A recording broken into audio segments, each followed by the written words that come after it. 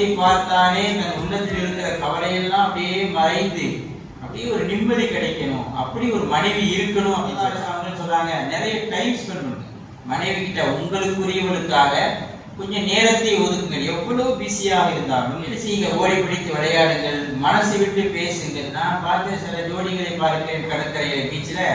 ஜோடி எதுக்கு நீங்க பாத்தீங்க கேட்கக்கூடாது, வாக்கிங் போகும்போது கண்ணில் படுது. அவங்க என்ன பண்றாங்கன்னா ஓட்டப்பந்தயம் விளையாடுறாங்க பீச்சில். நம்மளாம் பார்த்துருக்கோம், ரொம்ப ஜாலியா விளையாடுறாங்க, ஹாப்பியா.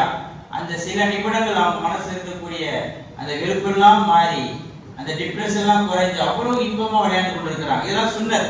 நபிகள் நாயகம் ஸல்லல்லாஹு அலைஹி வஸல்லம் தன் மனைவி ஆயிஷாமாவோடு ஓட்டப்பந்தயம் நடத்தினார்கள், ஓடி பிடித்து விளையாடினார்கள். ஒரே பாத்திரத்தில் எனக்கு தான் அந்த பாத்திரம், எனக்கு தான் அந்த பாத்திரம் அப்படின்னு போட்டி போட்டுக்கிட்டாங்க.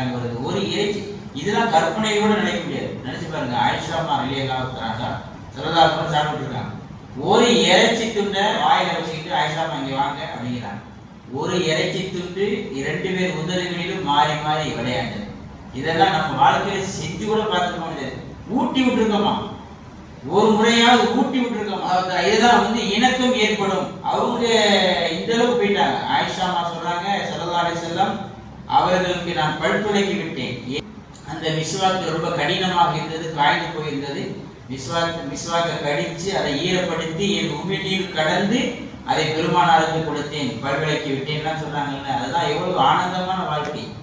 ஆனா இன்னைக்கு நாம அதை செய்ய முடியாது. மனைவியுடைய பிரஷ் எடுத்து என்னைக்காவது நம்ம விளக்கணும் அப்படின்னு சொன்னா அன்னைக்கே விவகாரத்தை ஆயிடும். அப்படின்னு அந்நியமான வாழ்க்கை இருக்க வேண்டும் என்பது மட்டும்தானே தவிர மற்றபடி. இப்ப ஸல்லல்லாஹு அலைஹி வஸல்லம் மூமின்களுக்கு மத்தியில இணக்கத்தை சொல்கிறார்கள்.